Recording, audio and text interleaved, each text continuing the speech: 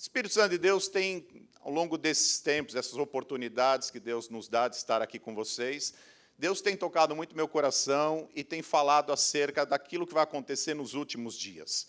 Deus tem me dado um conjunto de mensagens, da qual eu denominei Marcas da Estação Final, e sobre esse tema, Deus vem tratando comigo, eu venho procurando, com muito amor, passar para a igreja. E nessa manhã eu gostaria de dar seguimento, falar com vocês novamente acerca disso, para que nós pudéssemos refletir e ver como existem situações na nossa vida, aquilo que nós, por conta do tema desse ano, a gente tem chamado, às vezes, coisas como pantote, coisas triviais, coisas do dia a dia, como às vezes as coisas do dia a dia pode ser prejudicial para a nossa vida espiritual, e pode nos fazer, muitas vezes, até nos descuidar daquilo que as Escrituras falam conosco. E é muito importante nós nos debruçarmos, refletirmos sobre a palavra de Deus, para que nós, então, sejamos lembrados da importância dessa palavra e não permitir que as coisas do dia a dia nos atrapalhem na caminhada cristã. Então, eu queria convidar vocês para nós seguirmos no texto de Mateus, capítulo 24. Foi o texto que nós utilizamos, não na mensagem passada, na outra. E eu gostaria de dar seguimento nesse texto. E eu queria começar lendo com vocês e depois a gente vem comentando como nós temos feito aqui nessas oportunidades. Então, a palavra do Senhor diz assim: aprendei, pois, a parábola da figueira. Quando já os seus ramos se renovam e as folhas brotam, sabei que está próximo o verão. Assim também vós, quando virdes todas estas coisas, sabei que está próximo às portas. Em verdade vos digo que não passará esta geração sem que tudo isto aconteça. Passará o céu e a terra, porém as minhas palavras não passarão. Mas a respeito daquele dia e hora, ninguém sabe, nem os anjos dos céus, nem o Filho, senão o Pai. Pois, assim como foi nos dias de Noé, também será a vinda do Filho do Homem.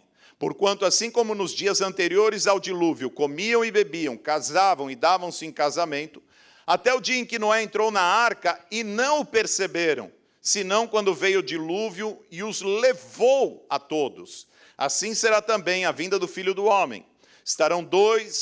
Então dois estarão no campo, um será tomado e deixado o outro, duas estarão trabalhando no moinho, uma será tomada e deixada a outra. Portanto, vigiai, porque não sabeis em que dia vem o vosso Senhor.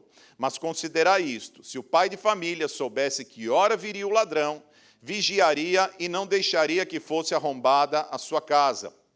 Por isso, ficai também vós apercebidos, porque a hora em que não cuidais, o Filho do Homem virá. Amém? Vamos orar? Feche os seus olhos. Senhor, em nome de Jesus, nós estamos diante da Tua palavra, Senhor. Esta palavra é santa, esta palavra é pura, esta palavra é como uma espada de dois gumes, Senhor. Nós te pedimos nesta manhã, vem e fala conosco, Senhor. Abre os nossos olhos e o nosso entendimento.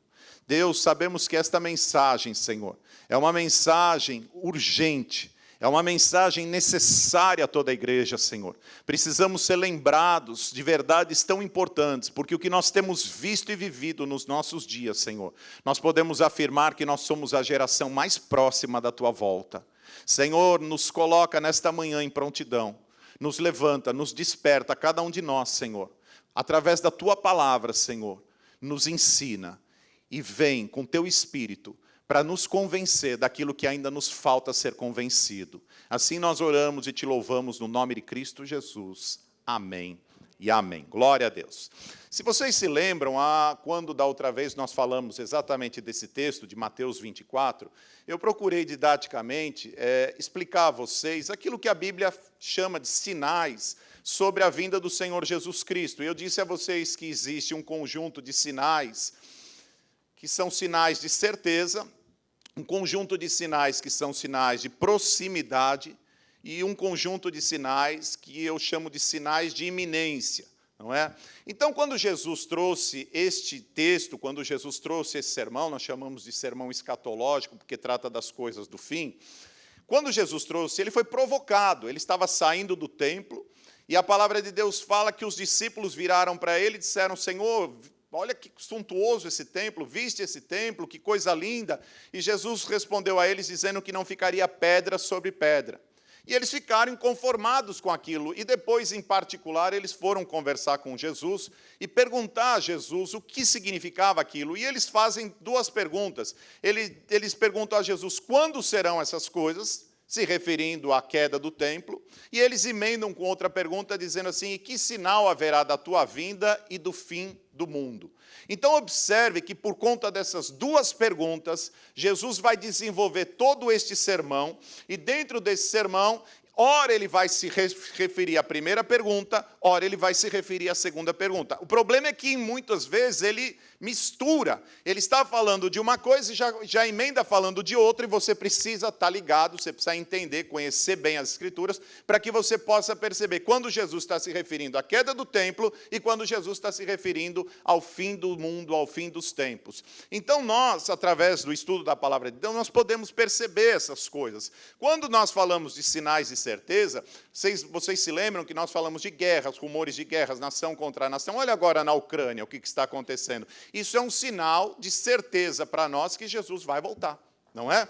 Então, guerras, rumores de guerras, nação contra nação, reino contra reino, fomes, peste, no caso da pandemia, por exemplo, terremotos. Nós vimos agora no Brasil uma coisa horrorosa, em que pessoas perderam a vida em Petrópolis por conta das chuvas. Tudo isso você vai olhando e você fica, de certo modo, se perguntando o que isso significa. Isso significa uma única coisa: nos dá certeza da volta do Senhor Jesus Cristo. Mas ele disse mais, ele falou que nós seríamos atribulados, ele disse que nos matariam por causa do nome dele, não é? Ele disse que haveria escândalos na igreja, ele disse que que irmãos iriam trair, iriam odiar uns aos outros, ele disse que surgiriam falsos profetas, falsas doutrinas, enganariam a muitos. Ele diz que porque a iniquidade vai se multiplicar, o amor de quase todos vai se esfriar. Então ele disse: mas o que perseverar até o fim será salvo. E esse conjunto é aquilo que nós chamamos de proximidade. Quando você vê essas coisas, significa que Jesus está muito próximo, porque você está vendo a iniquidade se multiplicar, você está vendo o amor se esfriar, você está vendo o surgimento de tantos falsos profetas, você está vendo tantas falsas doutrinas, e tudo isso traz para nós a lembrança de que Jesus está muito perto. E a palavra de Deus fala: e quando esse evangelho do reino for pregado em todas as nações, e aí é o sinal de iminência, quando isso acontecer, então será o fim. Agora, eu não sei quando o evangelho será pregado em todas as nações. Eu não sei que dia será esse. Veja que o próprio Senhor Jesus nos adverte, dizendo: ninguém sabe o dia e a hora, nem os anjos no céu. Ele diz assim, entenda, quando ele diz assim, nem eu como filho sei, ele está dizendo assim, em outras palavras, para os apóstolos: não compete a mim essa função. Embora sendo Deus, óbvio que Jesus sabe o dia e a hora, ele é a segunda pessoa da Trindade, é óbvio que tudo isso não passa despercebido de Jesus, mas Jesus está dizendo assim: não é uma tarefa minha, não é uma atribuição minha, isso é uma atribuição do Pai. E a verdade é que Jesus vai voltar. E agora, quando você se debruça sobre esses versos, o que Jesus está fazendo é explicar mais detalhadamente tudo isso que ele explicou no início. Todos esses sinais que ele foi dando no início, ele agora vai explicar com exemplos, ele vai explicar com parábolas, ele vai explicar como é bem típico dos ensinos de Jesus naquele tempo. Ele trazia parábolas, ele trazia exemplos, para que fosse fixando nas pessoas a ideia daquilo que ele estava trazendo como mensagem. Então agora é você olhar e começar a enxergar os detalhes daquilo que nós falamos naquela outra vez. Eu vou fazer assim: se você não assistiu, está aqui no card, assista a nossa mensagem, não é? E depois os irmãos colocam aqui assim, lá na internet, tá bom? Muito bem, ele começa dizendo assim: aprendei, pois, a parábola da figueira. Quando já os seus ramos se renovam e as folhas brotam, sabei que está próximo o verão. Então ele está usando um exemplo que eles entendiam bem naquela época. Assim também vós, quando virdes todas estas coisas. Quais coisas que ele está dizendo? Exatamente isso que nós acabamos de dizer. Quando vocês virem guerra, rumor de guerra, quando vocês olharem e se depararem com falsas doutrinas, com o amor se esfriando, ele está dizendo assim: quando vocês virdes todas estas coisas, tenham convicção no coração de vocês. Está muito próximo. A vinda do Senhor está muito próximo, está às portas. Então, observe, ele diz assim, em verdade vos digo que não passará esta geração sem que isto aconteça. Olha lá, agora ele está respondendo a primeira pergunta, quando é que o templo será destruído? Olha como ele mistura as coisas. Quando é que o templo será destruído? Presta atenção, quando Jesus trouxe esta mensagem, nós estamos falando final da década de 20, início da década de 30, do primeiro século, não é? Então, naquele período em que Jesus está trazendo esta mensagem, esse sermão escatológico, ele está dizendo assim, ó, não vai passar esta geração sem que estas coisas aconteçam. Uma geração para o judeu dura 40 anos. Lembra quando eles saem no deserto, morrem todos no deserto, por quê? Porque ficaram 40 anos no deserto. O judeu sempre considerou a geração como uma somatória de 40 anos. E no ano 70 da era cristã, no ano 70 do primeiro século, Jerusalém foi invadida por um general chamado Tito, e destruiu completamente Jerusalém, e destruiu completamente o templo, cumprindo localmente aquela profecia de Jesus. Então, aquilo que Jesus está dizendo, não vai passar esta geração, aquilo se cumpriu literalmente no ano 70. Agora, é claro que esta palavra ela expande, e ela vai ter um cumprimento escatológico, ela vai ter um cumprimento profético. Você entende? Mas diz mais a palavra, ele diz assim, passará o céu e a terra, porém as minhas palavras não passarão. Mas a respeito daquele dia e hora, ninguém sabe, nem os anjos dos céus, nem o Filho, senão o Pai. Outra vez, é uma atribuição do Pai. Quando você estuda a Trindade, quando você olha a Trindade, o Pai, o Filho e o Espírito Santo, a gente aprende, quando a gente trata um certo aspecto da Trindade, que cada um é como se cada um tivesse, eles são todos da mesma essência, mas cada um tivesse uma função, aquilo que a gente chama de economia da Trindade. Então, a função do Filho é diferente da função do Pai, que é diferente da função do Espírito. E o que Jesus está dizendo é que definiu o dia e a hora que já está definido, que não é que Deus ainda vai definir, Ele já definiu antes da criação do mundo. Esse dia e essa hora, eu posso afirmar a você que já está definido e que quando você menos espera, Ele virá. Então é bom nós nos debruçarmos sobre esta mensagem, sobre esta palavra, porque não é daquelas mensagens que nessa manhã você vai chorar, vai tirar lágrimas dos seus olhos, mas é daquelas mensagens mais importantes. E por quê? Porque ao final dela você se tornará indesculpável. Você vai embora daqui hoje sabendo exatamente o que a palavra de Deus está falando acerca da volta do Senhor Jesus Cristo. E eu queria me debruçar mais sobre o verso 38 e 39. E a palavra de Deus diz assim, porquanto, assim como nos dias anteriores ao dilúvio, comiam e bebiam, casavam e davam-se em casamento, até o dia em que Noé entrou na arca, e não o perceberam, senão quando veio o dilúvio os levou a todos. Assim será também a vinda do Filho do Homem. Como eram os dias de Noé? A Bíblia nos relata. Quando você vai no livro de Gênesis, do capítulo 5 até o capítulo 9, a Bíblia vai falar como era a terra nos dias de Noé. Especialmente o capítulo 6 fala por que é que Deus destruiu a terra. A percepção que nós temos ali é que os anjos começaram a ter relações íntimas com as mulheres. É porque a Bíblia usa de uma expressão dizendo que os filhos de Deus começaram a se interessar e a desejar as filhas dos homens. E quando você vai, por exemplo, no livro de Jó, a palavra de Deus fala que vindo os filhos de Deus se apresentar diante de Deus, veio também Satanás. Então você logo consegue entender que quando a Bíblia usa da expressão filhos de Deus, ela está se referindo a anjos. Então é possível que naquele momento, anjos caídos, ainda que pudessem ter acesso ao céu, como de fato tinham ainda no Antigo Testamento, mas moralmente aqueles anjos já haviam caídos, e por alguma razão eles tinham relações íntimas com as mulheres, a ponto de gerar gigantes aqui na terra. E quando o Senhor olha aquela situação, ele vê aquilo com muito maus olhos. E ele entende que a maldade do homem chegou a um ponto tal que algo precisava ser feito.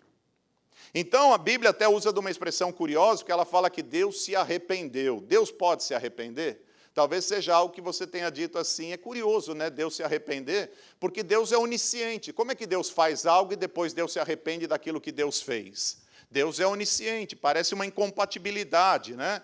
E de fato é, Porque, na verdade, o que o escritor está querendo dizer, e o que todos nós podemos dizer quando nós nos referimos a Deus, é que esse arrependimento de Deus é um sentimento humano que nós emprestamos para Deus para tentar explicar para nós mesmos aquilo que está acontecendo. Por exemplo, Deus é espírito, não é?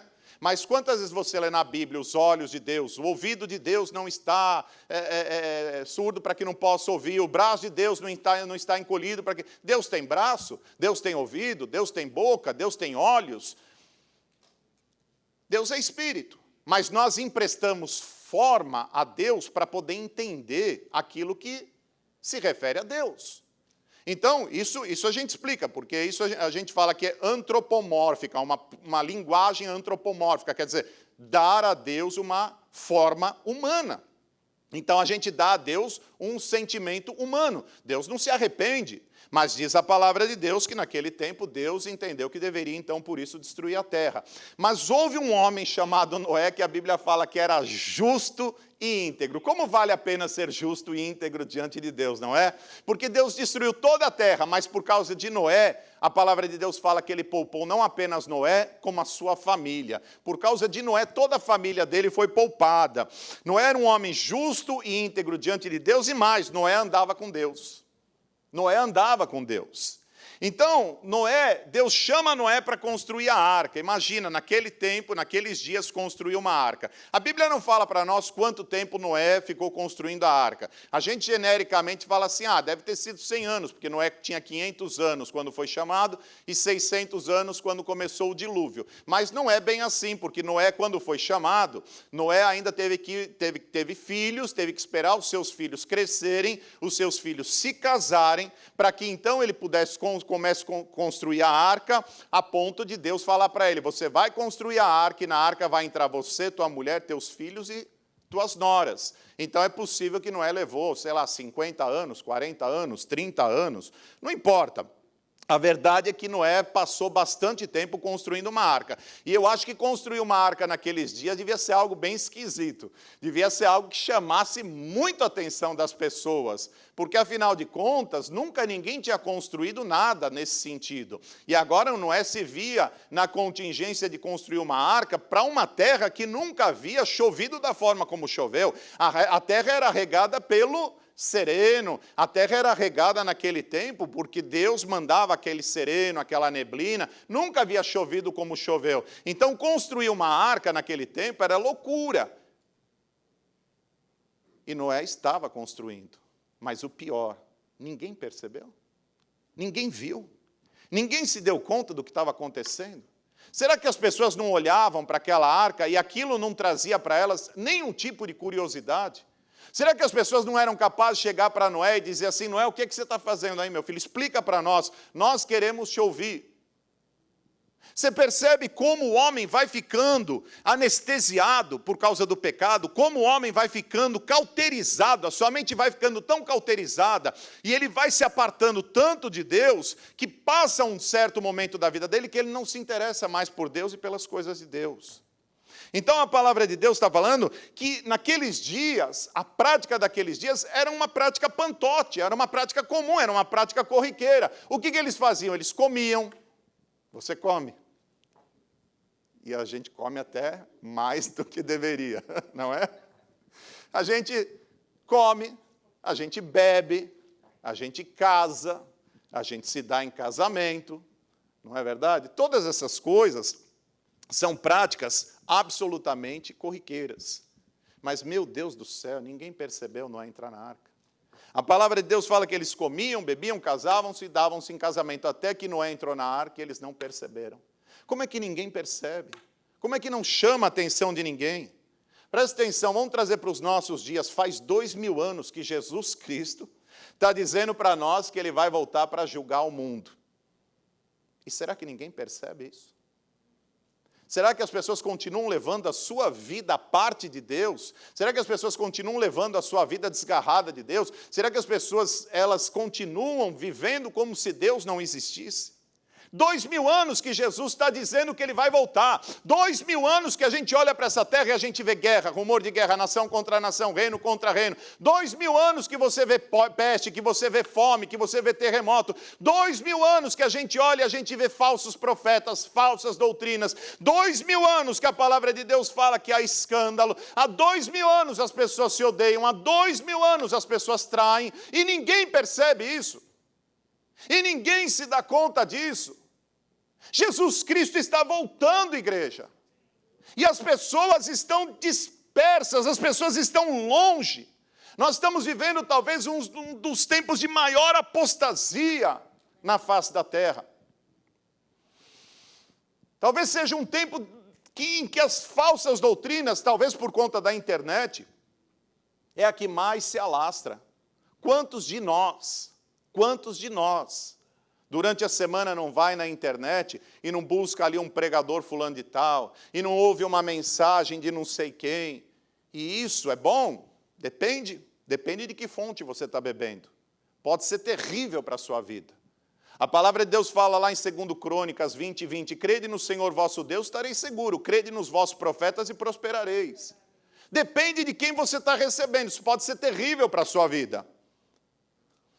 Mas o que a gente mais vê hoje são essas falsas doutrinas. E com que intenção? Sempre com a intenção de obter algum tipo de vantagem, você já reparou?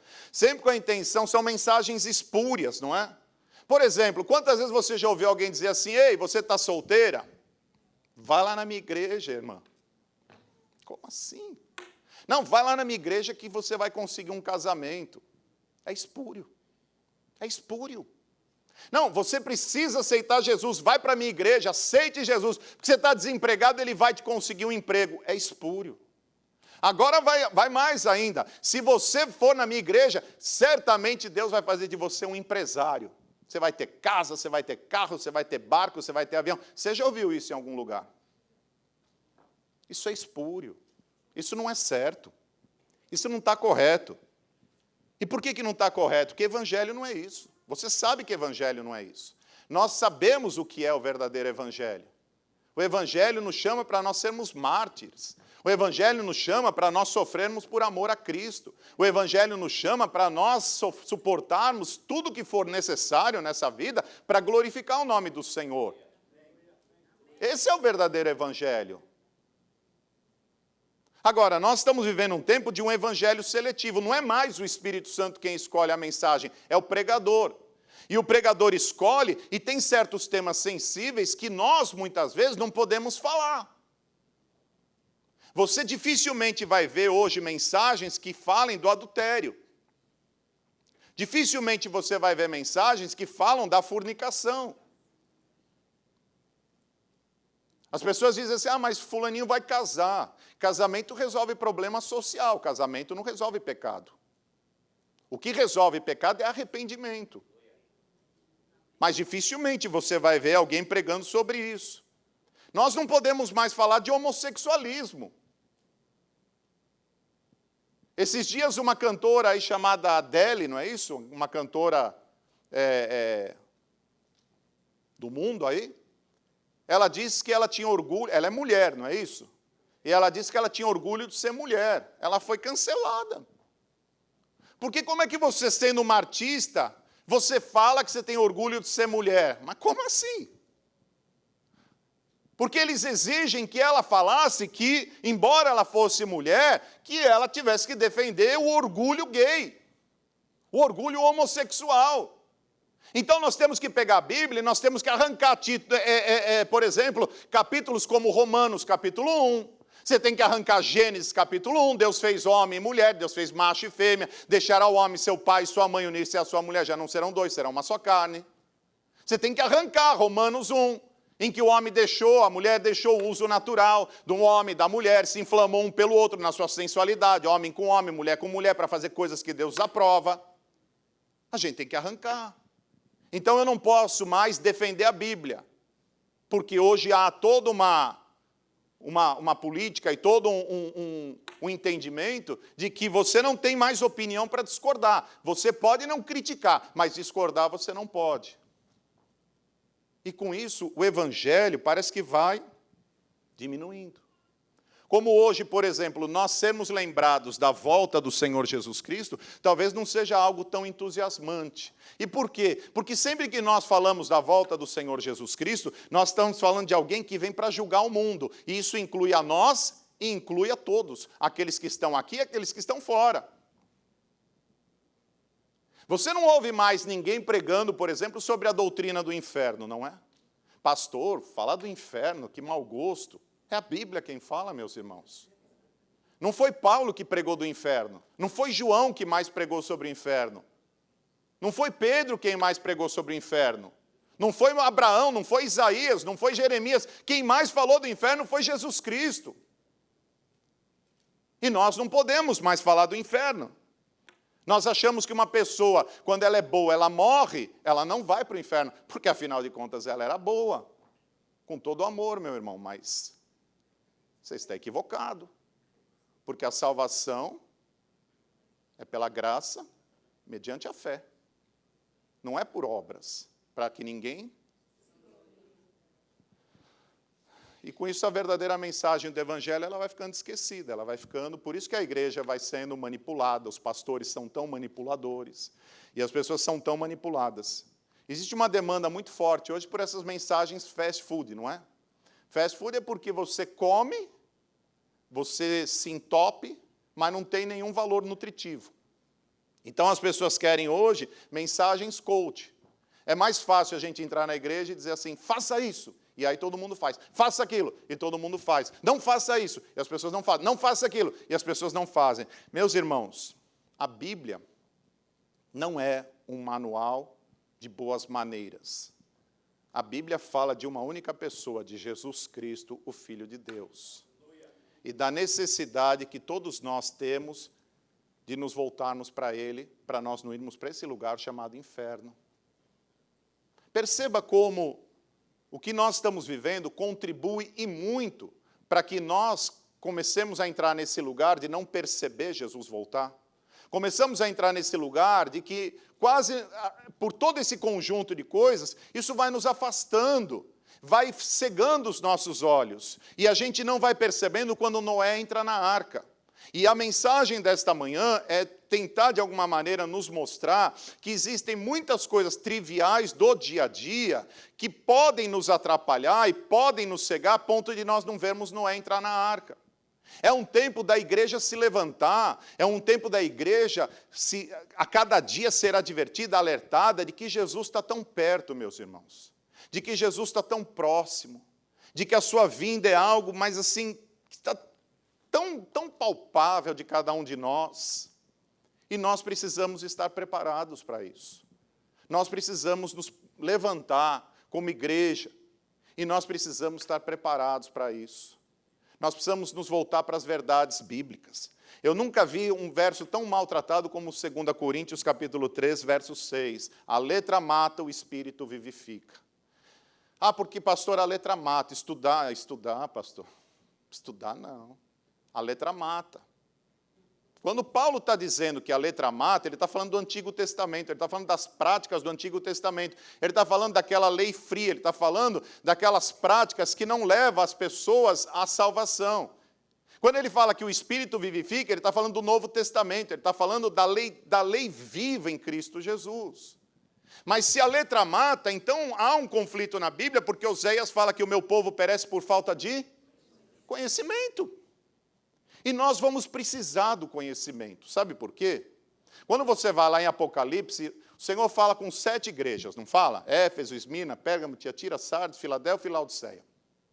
Quando ele fala com Éfeso, ele fala uma coisa muito interessante. Ele diz assim, eu conheço as tuas obras. Ainda Tarcísio, no Café de Homens, nos trouxe esse verso, foi muito apropriado, foi pontual, foi cirúrgico, foi uma bênção para nós na quarta-feira. Ele diz, eu conheço as tuas obras, eu conheço o teu labor, eu conheço a tua perseverança, eu sei que você não pode suportar os homens maus. E aí ele diz uma coisa muito interessante, ele fala assim, puseste à prova aqueles que se diz apóstolos e não são, porque são mentirosos. Como é que alguém põe um apóstolo à prova? Como é que você põe um apóstolo à prova? Hoje, por exemplo, você tem muita gente que se intitula apóstolo. Você tem muita gente que se intitula bispo. Como é que você põe à prova um homem que se diz apóstolo? Você presume que esse homem tem todo o conhecimento das Escrituras. Você presume que esse homem é alguém preparado. E a palavra de Deus está dizendo para nós, nós vamos ter que enfrentar muitas falsas doutrinas, nós vamos ter que enfrentar muitos falsos profetas. É por isso que nós não podemos, de maneira alguma, ser negligentes com a palavra de Deus. Nós, muitas vezes, desejamos mensagens práticas. Pastor, eu quero que o senhor pregue algo que tenha praticidade na minha vida. Mas eu vou dizer uma coisa a você, as mensagens práticas são uma bênção, mas o desconhecimento da palavra de Deus pode te levar à completa ruína, porque podem te oferecer uma mensagem muito prática que te afasta do Senhor Jesus Cristo. E esse não é o nosso propósito, de maneira nenhuma.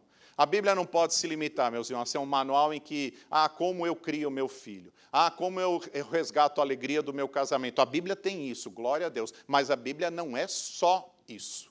A Bíblia não pode ser só isso.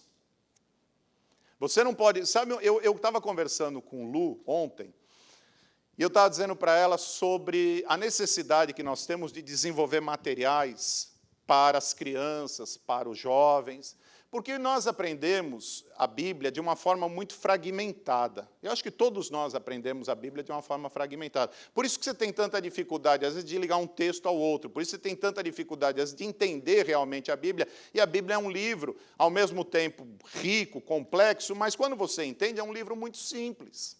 A Bíblia inteira, ela só fala de uma coisa, de Jesus Cristo. O assunto todo da Bíblia é Jesus Cristo. Não tem outro assunto na Bíblia. A Bíblia inteira foi feita para falar do Senhor Jesus Cristo.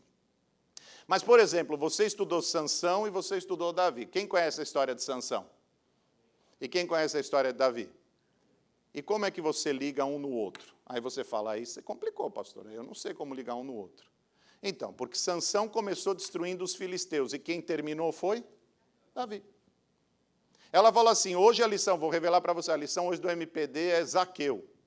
Aí eu falei assim, será que as crianças conseguem ligar Zaqueu, Jericó com Josué? Ela falou, você está complicando.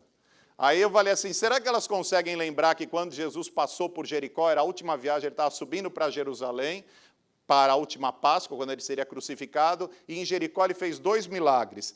Ele curou ele curou Bartimeu, e ele constrangeu Zaqueu sem abrir a boca, sem falar nada, a ponto de Zaqueu se converter. A gente, às vezes, tem dificuldade de enxergar essas coisas, né? Você conhece a história de Moisés, não conhece? Você conhece toda a história de Moisés, colocado num cestinho. Naquele dia, como é que é? Não podia nascer filho homem, porque se nascesse filho homem, o que acontecia? Morria, matava, não é? Aí Moisés colocado num cesto, desce, o Nilo abaixo, é resgatado pela filha de Faraó, é criado no palácio, toda aquela coisa. Bom, Deus chama Moisés em certo momento para libertar o povo, bênção. Aquele povo estava ali no Egito, como escravo no Egito. E aquele povo vai sair do Egito, vai descer, vai passar o Mar Vermelho, vai subir pelo deserto, vai ficar 40 anos no deserto, não é isso? Amém? Deixa eu contar uma coisa para vocês. Vocês conhecem os evangelhos sinóticos, Mateus, Marcos e Lucas, né? Marcos e Lucas, eles têm uma dificuldade maior que Mateus, porque eles têm que se ver explicando muita coisa que é própria do judaísmo, porque eles estão escrevendo para gente que não entende nada de judaísmo, então eles têm que gastar tempo explicando. Mateus não precisa. Pensa assim, você é brasileiro e você vai escrever para um brasileiro. Você tem necessidade de falar sobre... então, eu não vou poder ir, eu não vou aí porque agora é carnaval, não sei o quê. Você precisa explicar para o brasileiro o que é o carnaval? Mas se você escrevesse para um americano, você tinha que falar assim, olha, eu vou aproveitar para ir ao Brasil agora, porque lá é carnaval. Carnaval é uma festa assim, assim, assim, dura, começa na sexta-feira, vai até quarta-feira de cinzas, isso em alguns lugares, em outros lugares vai até o outro sábado. Aí você tem que explicar, mas não, onde eu vou vai até o outro sábado. Então eu vou aproveitar essa semana, você tem que explicar para a pessoa. Eu vou falar com um paulista, sei lá, estou lá em São Paulo, eu falo... pede lá uma meia mussarela, meia calabresa. Eu tenho que falar que é uma pizza? Qualquer paulista sabe o que é meia mussarela, meia calabresa. Não é? Vamos para Mateus. Mateus vai escrever para judeu. Mateus é judeu escrevendo para judeu. Então não precisa explicar nada. O que ele fala, o judeu entende. Então Mateus começa dizendo assim, Jesus Cristo, filho de Davi, filho de Abraão. Não é verdade? Ele começa pela genealogia. O judeu já sabe quem é Davi, quem é Abraão. Abraão é o começo, é o princípio, e Davi é o rei. Ele já está falando assim, Jesus, princípio, e Jesus, rei. Amém? Aí você vai para o capítulo 2. O capítulo 2 fala que o anjo visita José e fala para ele, vai para o Egito, porque Herodes quer matar o menino.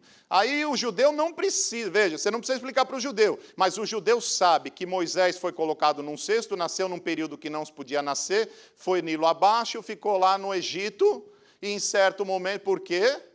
Porque queriam matar Moisés, então ele teve que ser colocado lá e ficou lá no Egito. Até quando? Até Deus tirar ele lá do Egito. Aí você vai para o capítulo 3 de Mateus. Jesus é batizado no Jordão.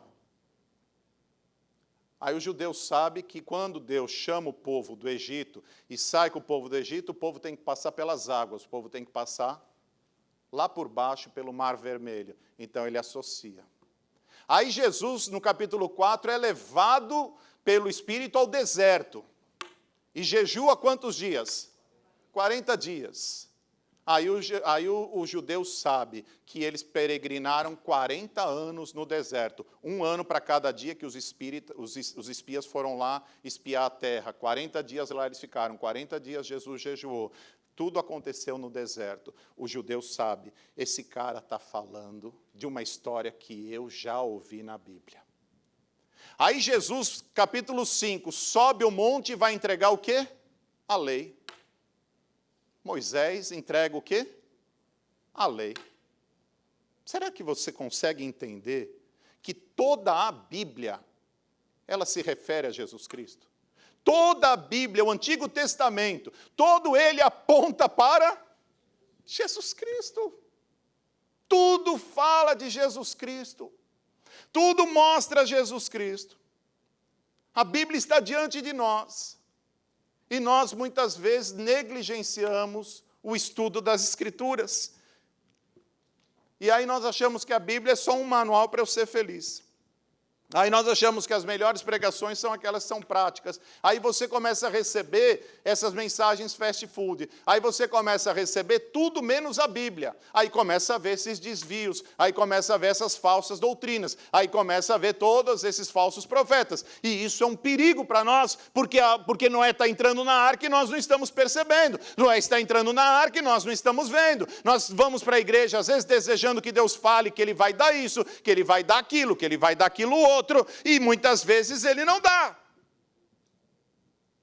E aí as pessoas ficam frustradas. Eu nunca vi um outro verso ser tão maltratado como Malaquias capítulo 3, em que você vai trazer os dízimos à casa do tesouro, e aí Deus vai abrir as portas, e aí Deus vai abençoar, e aí tudo na sua vida vai prosperar e vai dar certo. Deixa eu falar uma coisa para vocês, eu não sou contra a prosperidade. Eu sou contra a teologia da prosperidade que condiciona o homem servir a Deus às bênçãos que ele recebe.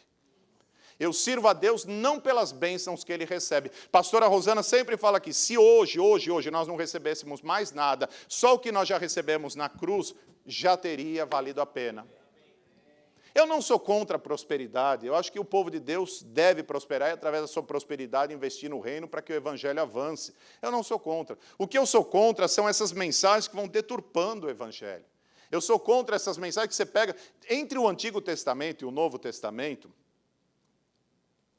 Existe uma diferença. Existe um filtro chamado Jesus Cristo. Você deve pegar tudo que está no Antigo Testamento e passar pelo filtro chamado Jesus Cristo. Por quê? Porque tudo que está no Antigo Testamento só tem uma função, apontar para Jesus Cristo. Passe pelo filtro de Jesus Cristo. Vou lhe dar um exemplo. Nós acabamos de falar Malaquias capítulo 3, trazei os dízimos à casa do tesouro. Porém, quando você passa pelo filtro de Jesus Cristo fala assim, no mundo tereis aflição. No mundo vocês vão passar por perseguição. No mundo vocês vão ter lutas. Então isso te ajuda a não se frustrar, a entender o seguinte, eu estou trazendo meus dízimos, eu estou trazendo minhas ofertas à casa do tesouro, eu estou cumprindo a palavra do Senhor, eu estou em obediência ao meu Deus, mas o prosperar, o ficar rico, se Deus quiser me abençoar, Ele vai me abençoar. Mas se Deus não quiser me abençoar da maneira como o mundo imagina, Ele vai me ajudar a viver na minha porção acostumada. Eu vou ser feliz tendo muito ou vou ser feliz tendo pouco. O dinheiro não não vai fazer diferença na minha vida. Não a ponto de mexer com as minhas estruturas emocionais, as minhas estruturas espirituais, a fé, os primados, aquilo que eu creio acerca da palavra de Deus. Então nós temos que ser advertidos acerca dessas coisas. A Bíblia é um livro simples, meus irmãos. A Bíblia fala de criação, a Bíblia fala de queda, a Bíblia fala de redenção e a Bíblia fala de consumação. Quando a Bíblia fala de criação, nós sabemos que todas as coisas foram feitas por Ele, sem Ele nada do que foi feito se fez, não é verdade? Quando a Bíblia fala da queda lá em Gênesis capítulo 3, nós sabemos que tudo aquilo foi provocado pela antítese de Cristo Jesus. Quando a Bíblia fala de redenção, a Bíblia fala daquele que nasceria para pisar a cabeça da serpente. E quando a Bíblia fala de consumação, ela está falando hoje com você sobre a volta do Senhor Jesus Cristo. Jesus Cristo vai voltar e Ele vem julgar o mundo. E é importante você estar atento, porque não pode Noé entrar na arca e ninguém perceber. Não pode Jesus voltar e nos pegar de surpresa. Eles estavam mais interessados em comer, beber, casar e se dar em casamento, do que, de fato, aguardar a vinda do Senhor Jesus Cristo. Presta atenção uma coisa. Como é que, pastor, como é que nós devemos? Porque são coisas pantotes, são coisas que você não pode deixar de fazer. Quero lhe dizer uma coisa, se você for casar e se o seu bolso permitir que você faça uma festa, não deixe de nos convidar. Porque nós iremos com toda a alegria do mundo. Não é, pastor Marcos? Nós vamos lá no casamento, vamos com toda a alegria, vamos até botar a roupa alinhada. Nós vamos, não deixe de fazer isso. Mas deixa eu lhe ensinar uma coisa. Por exemplo, tem algum problema de eu ir na Disney? Na Universal tem, né? Não tem nenhum problema de você ir na Universal. Nem na Disney, não tem nenhum problema. Qual é o problema? O problema é quando eu coloco isso na frente de outras coisas mais importantes que diz respeito ao reino. O importante é eu estabelecer prioridades. Vocês estão entendendo? Eu estabelecer prioridades significa o seguinte, buscar em primeiro lugar o reino. Quando nós invertemos a prioridade, é que dá problema. Comer é uma bênção, meus irmãos, mas nós temos que estabelecer a prioridade. Você não pode, olha, deixa eu dizer uma coisa, você não, por favor, não me diga que você está aqui e você está preocupada com o almoço. Ai, meu Deus, o que eu vou fazer de comer hoje? Não é justo. Não é justo com o pregador. Você não tem que estar preocupado com essas coisas, não na hora que você entra na presença de Deus. Spurgeon, Charles Haddon Spurgeon, ele dizia assim, não coloque, não faça das coisas urgentes, elas tomarem o lugar das coisas importantes. Presta atenção. Parece que tudo é urgente na nossa vida, não é? Ah, eu preciso falar com fulano. Ah, eu preciso ver o WhatsApp para ver se alguém me escreveu. Ah, eu preciso falar não sei o quê. Ah, eu preciso ligar. Aí você já vê que tem alguma coisa para resolver. Logo cedo você já vê que você já acorda pensando em resolver. Aí você já vai, nossa, eu preciso ligar para fulano. Isso pode ser urgente, mas isso não é importante. Porque o mais importante na sua vida é você gastar tempo com Deus. O mais importante na sua vida é buscar, em primeiro lugar, o reino de Deus. Então, meu irmão, deixa eu lhe dar um conselho. Se é possível, tome café com a sua esposa, tome café com o seu marido, tome café com seus filhos, converse com eles na mesa, desfrute, tenham um tempo juntos, meditem na palavra de Deus, depois você vai fazer todas as demais coisas. E pasme, você vai ver que o seu tempo vai render e muito. Então, o nosso grande problema é nós invertermos as prioridades. A vida aqui na América, parece que ela contribui para isso. A vida aqui na América, meus irmãos, a vida aqui não pode se restringir a eu ter um carro, não pode se restringir a eu ter uma casa, a vida aqui na América não pode se restringir a eu ter um bom emprego. Isso é pouco. Não pode nem se restringir a apenas eu vir para a igreja. Isso é muito pouco, meus irmãos. A palavra de Deus, ela está dizendo acerca desse chamado, desse clamor. Nós estamos vivendo os últimos dias, nós precisamos orar mais, nós precisamos queimar mais, nós precisamos ter mais desejo de falar do Evangelho, nós precisamos andar mais em espírito, nós precisamos nos debruçar mais sobre as Escrituras, nós precisamos viver mais o Evangelho, nós precisamos estar mais conectados uns com os outros, nós precisamos ser mais igreja, mas mais do que antes, porque hoje nós estamos vivendo aquilo que a Bíblia chama de dias difíceis, de dias trabalhosos, de dias tribulosos. Nós estamos vivendo um tempo de grande apostasia, e você vai precisar, meu irmão, você vai precisar andar em espírito, você vai precisar andar no poder de Deus, você vai precisar desse poder na sua vida, no dia a dia, para poder enfrentar cada uma dessas situações que vão nos aparecendo. Nós somos desafiados o tempo todo. Outro dia a irmã falava comigo, dizia assim, mandei meu filho para a escola, meu filho voltou da escola com um monte de conceitos que quando ele abriu a boca, começou a compartilhar conosco, falar para nós ficamos horrorizados. Onde você aprendeu isso? Ah, meu amiguinho falou. Ele não pode falar que Jesus, ele não pode falar de Jesus porque os amiguinhos falam assim, Jesus não existe. Então me mostra o Jesus. Esses são os dias que nós estamos vivendo. Esses são, infelizmente, a realidade do nosso tempo. E nós não podemos, de maneira alguma, meus irmãos, nos descuidarmos. Deus te deu um filho, eu comecei essa mensagem dizendo para você fazer dele um discípulo. Deus te deu um casamento para você mostrar ao mundo o que é o relacionamento do noivo com a noiva. Nós precisamos nos voltar para a palavra de Deus.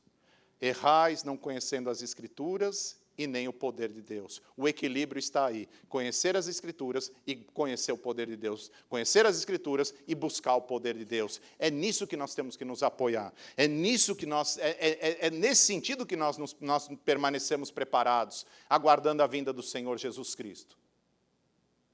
Eu não vou fazer essa pergunta aqui na igreja, mas às vezes eu vou dizer uma coisa a vocês, me preocupa. Porque eu sei que às vezes as pessoas estão dentro da igreja e elas não têm convicção da sua salvação. Elas não têm certeza da sua salvação. E isso não é bom. Nós precisamos ter a convicção plena de que se Jesus voltar hoje, Ele vai me encontrar pronto. Se Jesus voltar hoje, eis-me aqui, Senhor. É que eu falei a vocês que a gente já não prega mais sobre o inferno, né? Quem sabe um dia, com graça, né? Quem sabe um dia nós possamos falar desse tema tão importante. Mas se nós soubéssemos a realidade do inferno, eu falo para as pessoas assim, que se Deus te tomasse e te levasse por um minuto para que você visse o que é o inferno, você voltava transformado. Você pregava o Evangelho 24 horas por dia. Porque nós não temos ideia do que é o inferno. Nós não temos muitas vezes a dimensão do sofrimento que existe no inferno. Ah, pastor, eu não sei se é bem assim. Vai para as Escrituras, vai para a palavra. Olha para o rico e Lázaro. Olha a situação do rico. Olha o rico implorando para Abraão, dizendo, deixa eu voltar lá e falar para os meus irmãos, para alertá-los, para que eles não venham para cá. E Abraão fala, meu querido, eles não ouviram nem os profetas, você acha que eles vão ouvir você? O inferno é um lugar terrível. Jesus fala que ali o bicho nunca morre, o fogo nunca se apaga. Se nós soubéssemos do sofrimento daqueles que estão lá, a eternidade daqueles que lá estão e daqueles que para lá irão, nós ficávamos mais atentos à volta do Senhor Jesus Cristo. Nós teríamos que estar mais preocupados com isso. Você fala, pastor, veja, presta atenção, vamos para as Escrituras, vamos para a palavra de Deus. Você conhece a história do jovem rico? O que Jesus está falando com o jovem rico? Qual é o ponto que está pegando com o jovem rico?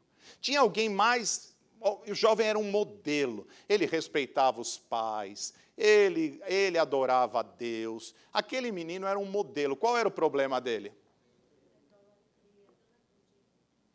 Você está entendendo?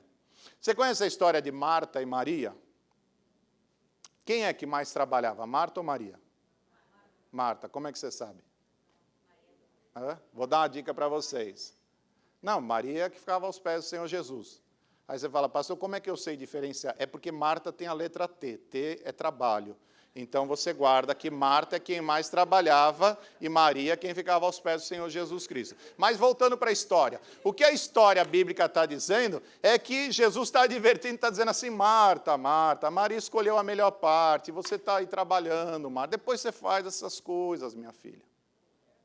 Você está percebendo? Em certo momento, Jesus fala para nós não juntarmos tesouros na terra, porque aqui a traça rói, a ferrugem corrói, ladrão rouba, para nós juntarmos tesouro no céu. Vai ligando, vai ligando. Nós já falamos do jovem rico, nós já falamos de Marta, nós já falamos de juntar tesouros aqui na terra.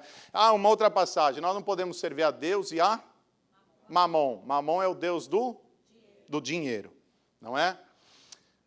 Paulo fala assim, que Demas amou o presente século. Demas me deixou amando o presente século. Que cara de pau, né? Esse Demas estava com Paulo lá em Colô, escrevendo para os colossenses, e agora deixa Paulo e ama o presente século. João fala assim para nós, não amemos o mundo, não é? Que mais? E nem as coisas que há no mundo. Se alguém ama o mundo, o amor do Pai não está nele, não é? Porque a concupiscência dos olhos, a concupiscência da carne, a soberba da vida, essas coisas não vêm de Deus. Não é isso? Elas não procedem do Pai. Elas procedem do mundo. E ele diz assim, o mundo passa, e toda a sua concupiscência, mas aquele que faz a vontade de Deus permanece para sempre. Em poucos textos bíblicos, a gente começa a entender Jesus dizendo assim, não ame o mundo, não ame as coisas do mundo, não privilegie, não priorize o seu trabalho em detrimento à presença de Deus, não junte tesouro na terra. Presta atenção, porque tem gente que ama o mundo e acaba deixando as coisas de Deus para trás. Jesus está dizendo assim, vocês não podem amar a Deus e amar o dinheiro, vocês têm que amar mais a Deus. João está dizendo, não ame o mundo, não ame as coisas do mundo. Ele está dizendo, todas essas coisas vai passar, mas aquele que faz a vontade de Deus permanece para sempre. O que é que o Senhor está dizendo para nós? O Senhor está dizendo a mim e a você, preste atenção naquilo que está na palavra. Isto tem que ser o mais importante para você. A sua prioridade é aquilo que você está fazendo hoje, é vir para a igreja. A sua prioridade é estar ligado ao corpo. A sua prioridade é fazer parte dessa comunidade de Cristo Jesus. A sua prioridade, meu irmão, é edificar o irmão e ser edificado pelo irmão. Essa deve ser a nossa prioridade. Essa deve ser a nossa prioridade, meus irmãos. A palavra de Deus nos ajuda a ter tudo em equilíbrio. Nós estamos vivendo dias difíceis. Você já viu hoje que as igrejas, muitos pastores, falam mais de política do que do evangelho? Você já viu? Você já reparou? Agora vai vir eleições. Meus irmãos, você vai ver tantos pastores falando de política. É Bolsonaro daqui, é não sei o que dali. Senhor Deus, em detrimento do evangelho. E isso vai impregnando, isso vai espalhando pela igreja. E a igreja vai replicando essas coisas. Daqui a pouco as pessoas estão só falando de política ao invés de falar do evangelho. Aí alguém senta lá no seu escritório, senta lá na sua cadeira lá de cabeleireiro, de massagem, não sei o quê. E aí você, ao invés de falar do evangelho, você se vê falando de política. Por quê? Porque você está sendo alimentada por política. Nós temos que falar do evangelho. Deixa eu lembrar a vocês uma história muito interessante. Tem uma história muito interessante em Josué capítulo 5. Josué está aos pés de Jericó, ele vai sair para a primeira guerra dele. E a Bíblia fala que ele olha ao longe e ele vê um anjo. Ele vê um homem com uma espada desembainhada, uma espada nua, diz a palavra. E Josué chega com temor diante desse homem. E Josué faz uma pergunta para esse homem. E ele diz assim, você é um dos nossos ou um dos nossos adversários? E aquele homem olha para Josué e diz assim, não. Como não? Você tem que ser dos nossos ou você tem que ser dos nossos adversários? E aquele homem fala, não. Não. Tá bom. Eu não sei em que plano você está, eu não sei que loucura é essa. Mas eu entendo que você tem que ser de algum lado. Você tem que fazer parte de alguma corrente. Você é a favor da direita ou da esquerda? E aquele homem responde, não. Você é republicano ou democrata? Não. Eu discuti com a minha mulher. Eu tenho razão ou ela? Não. Aquele homem só diz, não. Não. Então a Bíblia fala que aquele homem se apresenta e ele diz assim: eu sou o príncipe do exército do Senhor. Josué naquele momento tem uma revelação. Josué naquele momento a Bíblia fala que ele se prostra, rosto ao pó, e ele diz, aquele homem, fala comigo. Ele diz para aquele homem, eu sou o teu servo, fala com o teu servo, porque o teu servo ouve. E aquele homem responde para Josué dizendo, tira a sandália dos teus pés, porque o lugar em que você pisa é santo. Nós estamos na casa do Senhor, nós estamos pregando o Evangelho, nós estamos falando das coisas de Deus, nós estamos falando de algo que custou o precioso sangue de Cristo Jesus, nós estamos falando algo que foi provado no fogo, nós estamos falando de algo que homens pagaram com sua vida, nós estamos falando de algo em que custou, em que levou muito sacrifício e muito esforço para muitos homens e muitas mulheres de Deus, para que esse Evangelho chegasse até nós, e nós muitas vezes estamos diante de Deus, nós estamos diante do anjo do Senhor, nós estamos diante de Cristo Jesus, e nós estamos perguntando para Ele sobre a direita, sobre a esquerda, sobre os democratas, sobre os republicanos, sobre Bolsonaro, sobre Lula. Nós devíamos estar olhando para Ele dizendo, fala Senhor, porque o teu servo ouve. Nós precisamos nos voltar mais para o Evangelho.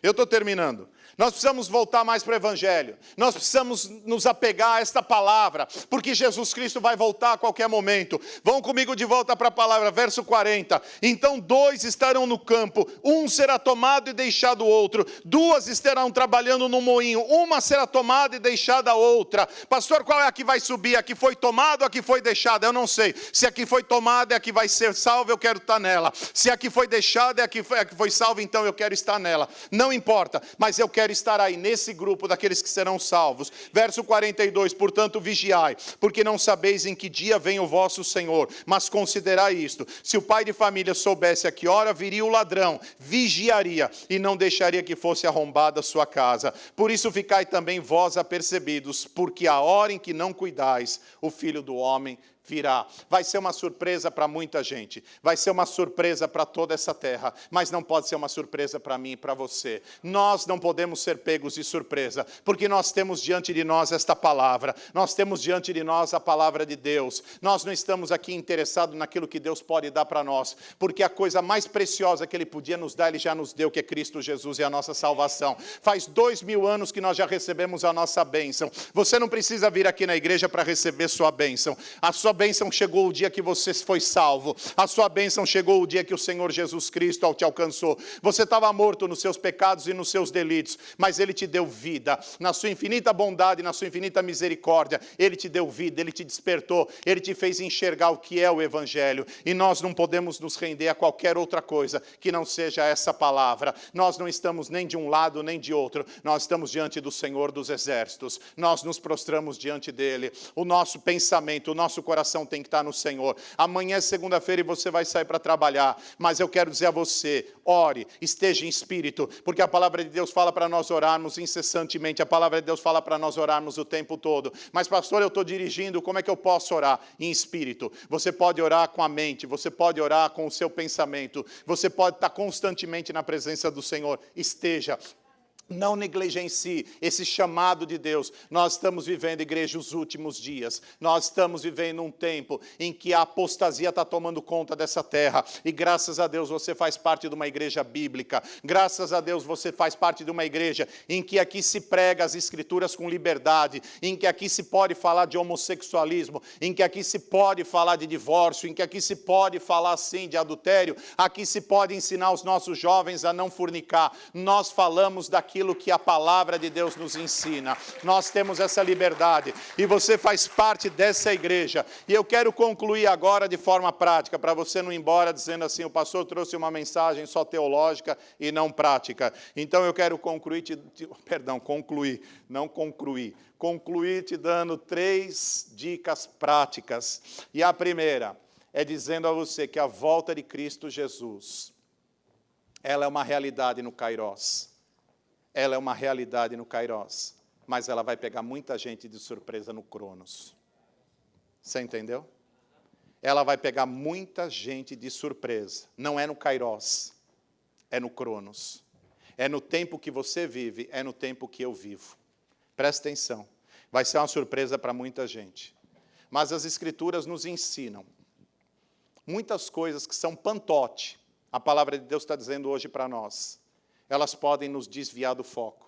Elas podem esfriar o nosso amor. Nos últimos dias, o amor de quase todos vai se esfriar. Muitas coisas que são pantotes para nós, elas podem nos atrapalhar na nossa caminhada cristã. E quando é que elas nos atrapalham? Quando elas tomam o lugar de prioridade. Quando a sua prioridade não é vir à igreja, mas é limpar a casa. Quando a sua prioridade não é vir à igreja, mas é fazer comida. São coisas triviais. Quando a sua prioridade não é vir à igreja, mas é visitar fulano ou beltrano. Quando a sua prioridade se inverte, nesse momento, essas coisas tão triviais, elas começam a atrapalhar a sua caminhada cristã. E você tem que tomar muito cuidado, porque essas coisas estão levando as pessoas à apostasia. É a marca do final dos tempos, é a marca dessa estação final, a apostasia. E por último, eu quero te dizer que Jesus ensina a única forma de você não ser pego de surpresa. Jesus nos ensina a única maneira. Ele diz, vocês precisam ficar apercebidos. Vocês precisam ficar ligados. Isso significa uma única coisa, meu irmão. Priorize as coisas de Deus na sua vida.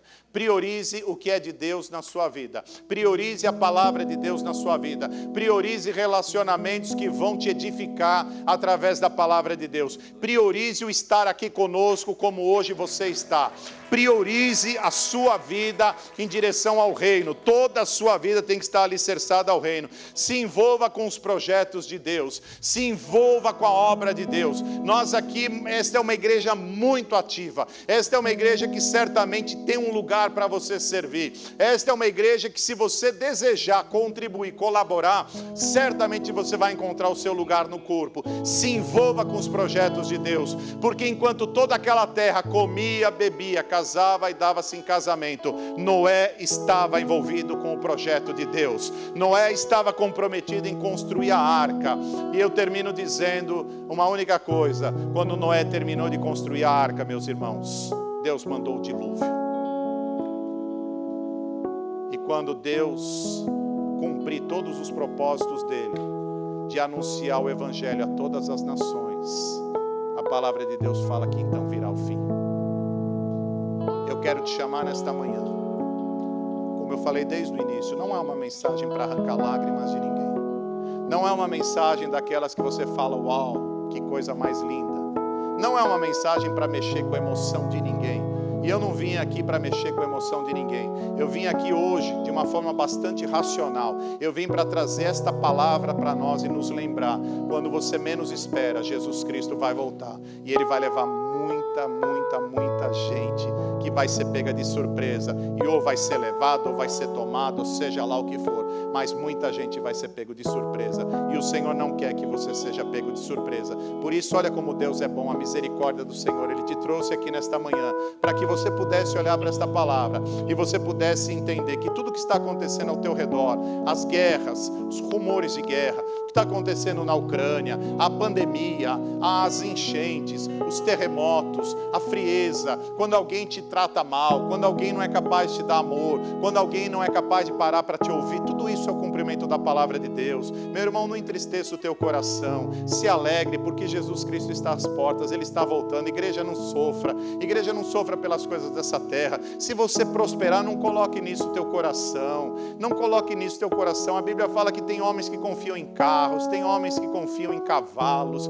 Continue fazendo menção do Senhor, o teu Deus, continue confiando em Deus, coloque o teu coração nas coisas do reino, assim você não se frustra. Você não precisa ir lá ficar dormindo no relento numa madrugada para comprar um iPhone, porque vai surgir agora, eles anunciaram e vão vender um iPhone novo. Meu irmão, você não precisa nada disso, meu irmão. Você não precisa levar uma vida no padrão do mundo. Você não precisa se envolver com essas práticas que o mundo faz. A nossa cabeça tem que estar no céu. Nosso pensamento tem que estar no Senhor. Hoje Deus te traz aqui para dizer: eu te amo e eu não quero que você fique para trás. Eu te amo e eu não quero que você seja pego de surpresa. Eu quero que no dia em que Cristo Jesus voltar, toda esta igreja suba, toda esta igreja entre no gozo do seu Senhor, que os céus se rasguem e nós possamos entrar lá na presença dEle. Entra no gozo do teu Senhor, servo bom e fiel. toda esta igreja, nós pregamos este evangelho para que toda esta igreja suba, para que toda esta igreja seja salva. Nós anunciamos a mensagem do evangelho. Nós não temos interesse aqui em tirar dinheiro de ninguém, nós não subimos aqui com mensagens espúrias, nós não ficamos aqui fazendo apelo, nós não ficamos aqui dizendo para as pessoas: você tem que dar para Deus te abençoar. Nós não fazemos nada disso, meus irmãos. Nós cumprimos a palavra de Deus. Quando nós tiramos oferta, quando nós tiramos dízimo, nós estamos cumprindo a palavra de Deus com tanto amor, com tanto carinho. Nós estamos dizendo a cada um de vocês: coloquem o coração de vocês naquilo que é realmente importante, naquilo que é prioridade na vida de vocês, porque muitas coisas, meus irmãos, muitas coisas hoje existem para nos afastar dessas verdades, muitas coisas triviais do dia a dia, para te fazer você não enxergar. Noé está entrando na arca, meus irmãos, Noé está entrando na arca, e Deus está dizendo a mim e a você: não perca Noé de vista, não perca Noé de vista, fique apercebido, fique vigilante, cuide da sua casa, cuide da sua casa espiritual, cuide do seu templo espiritual, cuide da sua vida, meu irmão, cuide de você. Se prepare, seja esse templo do Espírito Santo. Não deixe o ódio tomar conta do teu coração, não deixe a mágoa tomar conta do teu coração, não deixe essas coisas, meus irmãos, habitarem o teu coração, não deixe esses pensamentos do mundo habitarem a tua mente. Você é do Senhor, a tua vida é do Senhor, o Senhor te ama. O Senhor diz a mim e a você nesta manhã: eu estou voltando e eu venho buscar a minha noiva, eu venho buscar a minha igreja.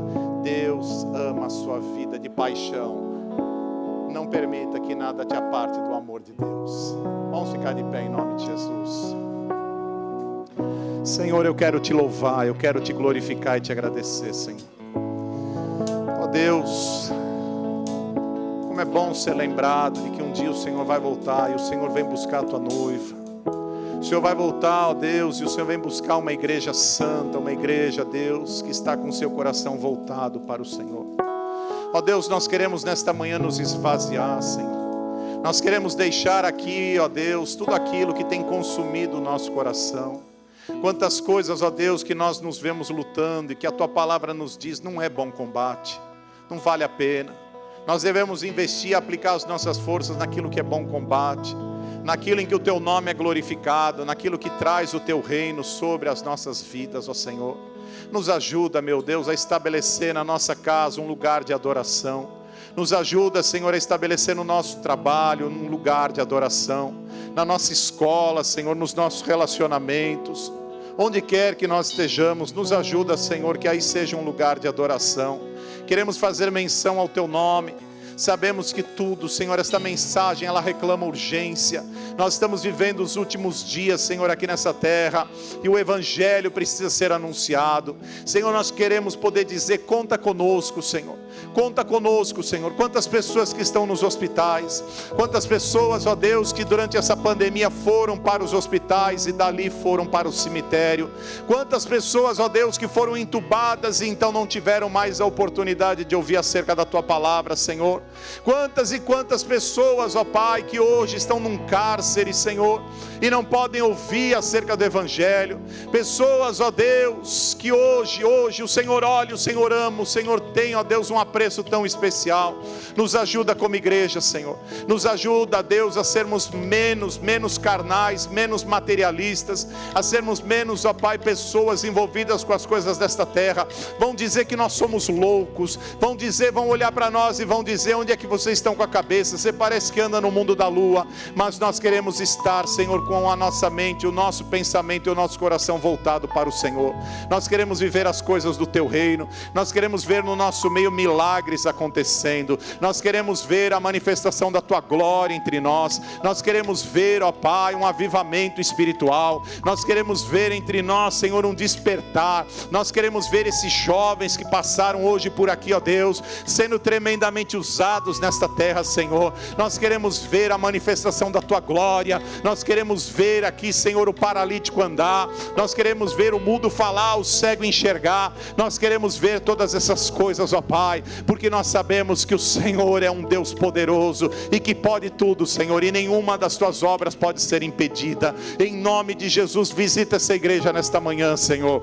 Visita agora, nesse momento, cada um dos teus filhos, ó Pai. Leva a reflexão de tudo aquilo que foi falado aqui nesta manhã.